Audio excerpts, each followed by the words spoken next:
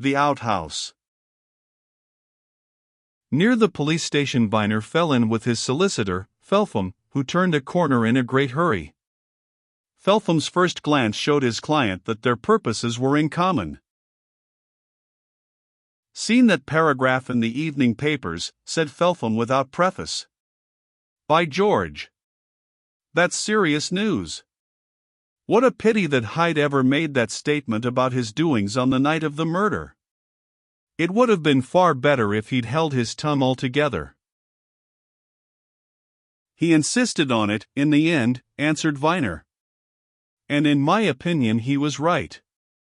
"But you think this is very serious?" "Serious?" "Yes," exclaimed Feltham. "He says he spent the night in a shed in the Harrow Road district.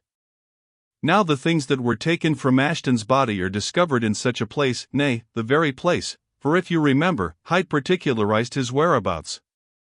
What's the obvious conclusion? What can anybody think?"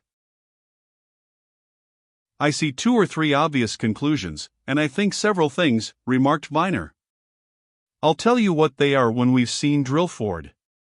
I'm not alarmed about this discovery, Feltham. I think it may lead to finding the real murderer." "You see further than I do, then," muttered Feltham.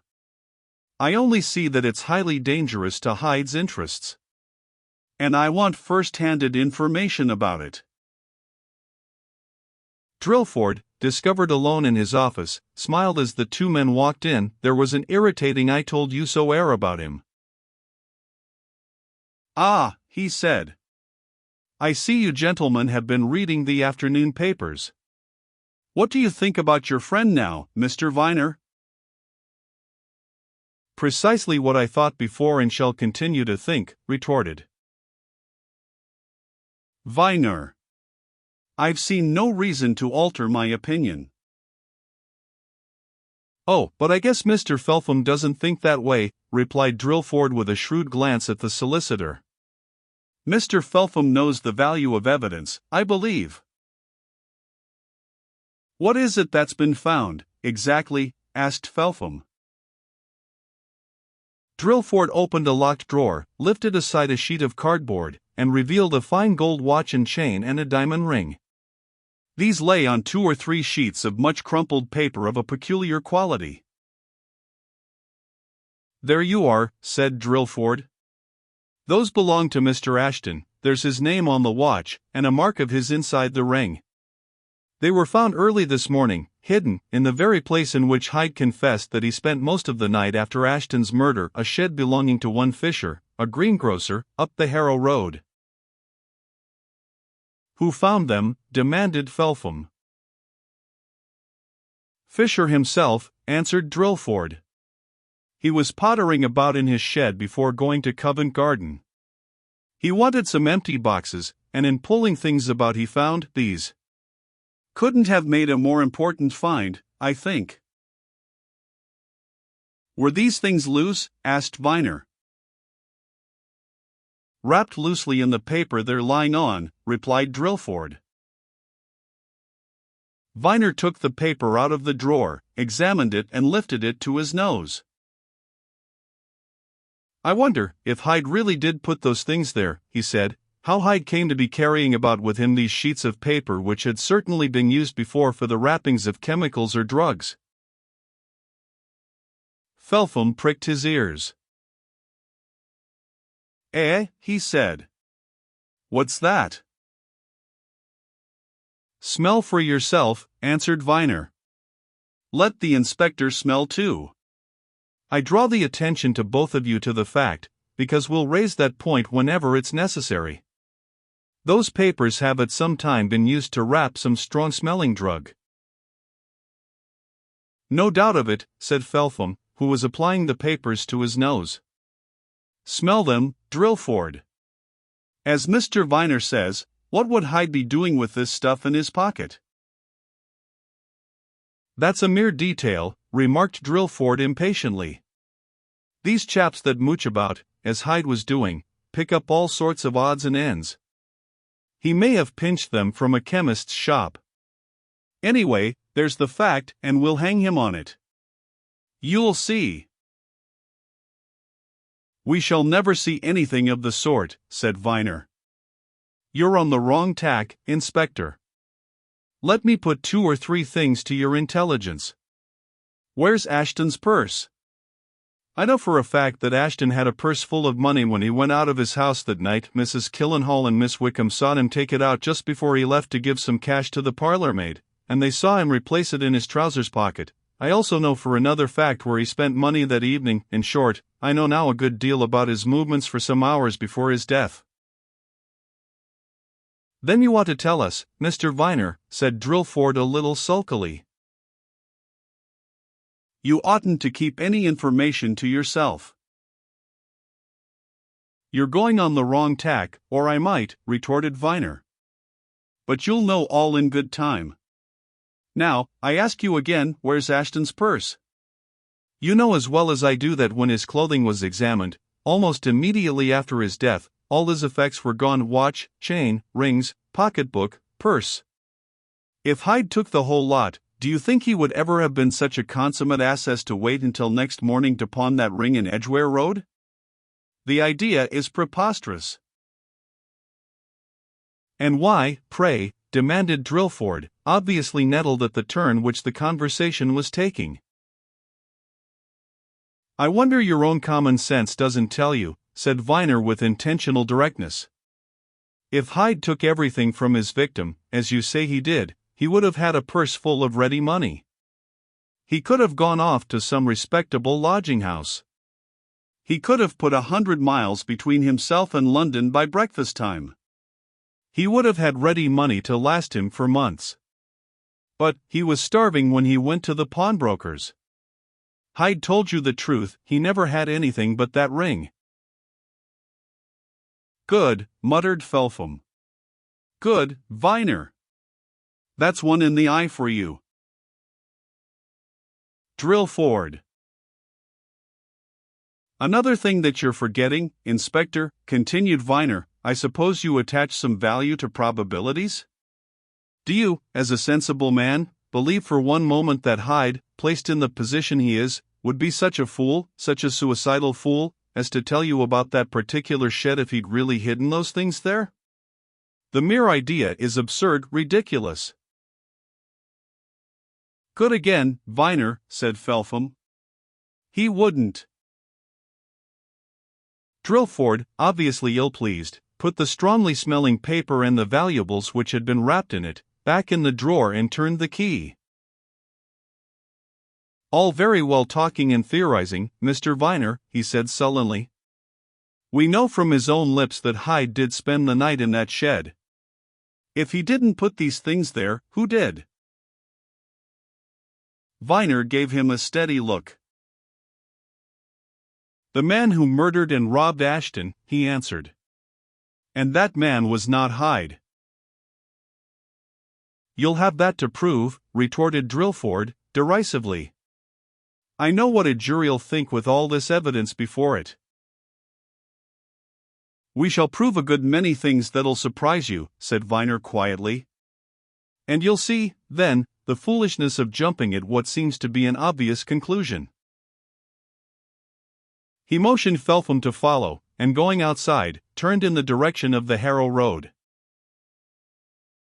"I'm going to have a look at the place where these things were found," he said.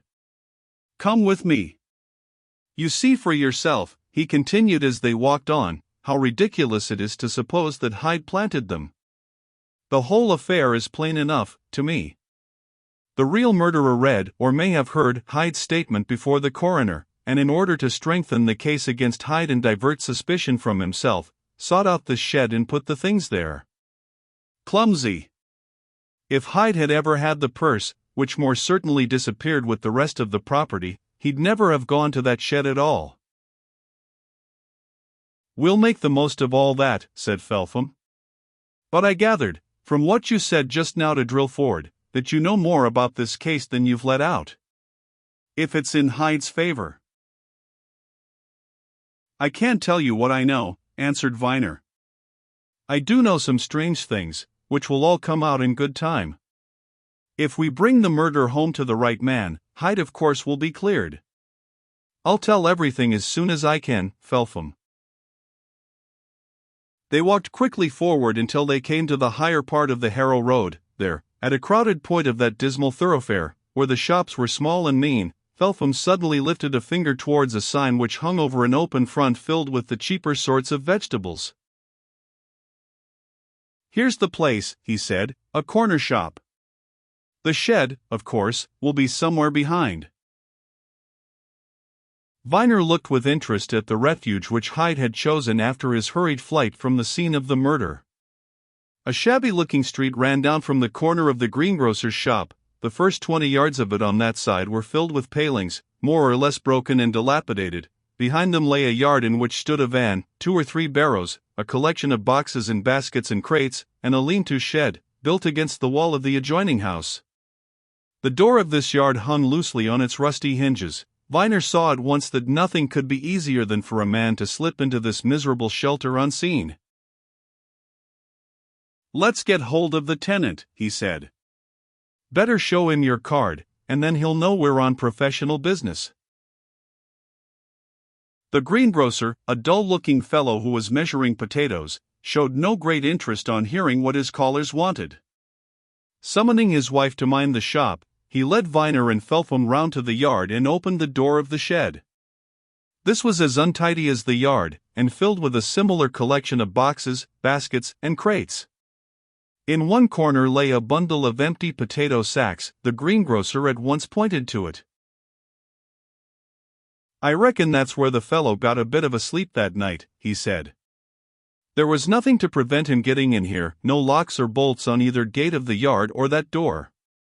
He may have been in here many a night, for all I know." "Where did you find those valuables this morning?" asked Viner. The greengrocer pointed to a shelf in a corner above the bundle of sacking. "There," he answered. "I wanted some small boxes to take down to Covent Garden, and in turning some of these over I came across a little parcel, wrapped in paper, slipped under a box that was turned top downwards on the shelf, you understand? So of course I opened it, and there was the watch and chain and ring. Just folded in the papers that you handed to the police," suggested Viner. "Well, there was more paper about M than what I gave to Inspector Drillford," said the greengrocer. "A well-wrapped-up bit of parcel it was. There's the rest of the paper there, where I threw it down."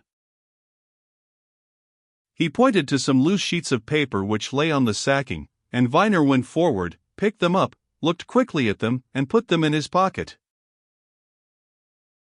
"I suppose you never heard anybody about that night?" he asked, turning to the greengrocer. "Not I," the man replied. "I sleep too sound to hear aught of that sort. There's nothing in here that's of any value. Nope, a dozen folk could come into this yard at night and we shouldn't hear 'em. We sleep at the front of the house." Viner slipped some silver into the greengrocer's hand and led Felpham away. And when they reached a quieter part of the district, he pulled out the papers which he had picked out of the corner in the shed and held them in front of his companion's eyes. "We did some good in coming up here, after all, Felpham," he said, with a grim smile. "It wasn't a mere desire to satisfy idle curiosity that made me come. I thought I might, by sheer good luck, hit on something, or some idea that would help. Now then, look at these things. That's a piece of newspaper from out of a copy of the Melbourne Argus of September 6th last. Likely thing for Langton Hyde to be carrying in his pocket, eh?" "Good heavens, that's certainly important," exclaimed Felpham. "And so is this, and perhaps much more so," said Viner, making a second exhibit.